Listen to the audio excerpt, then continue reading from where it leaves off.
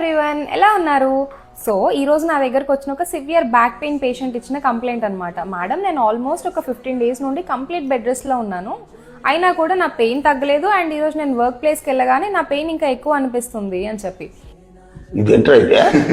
So ఇక్కడ మనం గుర్తుపెట్టుకోవాల్సింది ఏంటి అంటే, in case like severe pain ఉంది, ఎలాంటి మూమెంట్ చేసినా పెయిన్ వస్తుంది అంటే ఒక 2 to 3 days of bed rest is completely fine. And అది కూడా కన్సర్న్డ్ డాక్టర్ ఇచ్చిన మెడికేషన్స్తో పాటు తీసుకోవాల్సిన రెస్ట్ అది.